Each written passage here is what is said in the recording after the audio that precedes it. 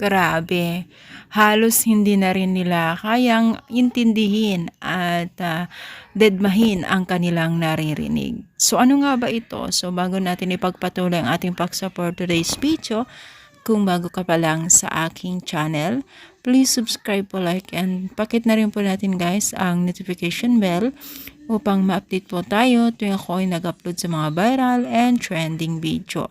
So alam niyo ba guys na itong si Medit at James ay tila hindi na rin po nila kayang hindi intindihin yung mga hindi kaaya-ayang sinasabi kay Medit, na kung saan ay talagang ramdam mo tagos sa butot, tagos sa puso ang kanilang mga sinasabi, gaya na lamang po ng mga panlalait na bagay, mga bagay na hindi talaga magandang pakinggan at basahin.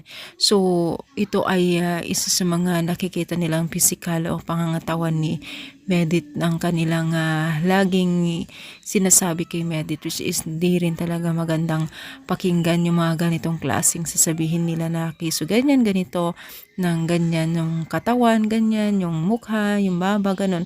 Sobrang masakit yun sa part talaga ni Medit at James, lalo't pa man po kung sila po ay nag-e-effort din, wala naman silang ginagawang masama sa kanilang kapwa, talagang makaramdaman talaga natin yung kanilang tagos na kanyang nararamdaman, di ba?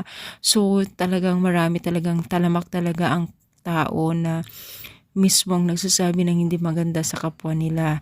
Ito ay kasama na dito itong si Medit na nabibiktima sa mga klaseng ganitong pananalita ng ibang tao, 'di ba? So, syempre nasasaktan din po ang mga netizens na taga-support sila, no? Kayo ba nasasaktan kay Medit? I-comment down, palike pa ating video.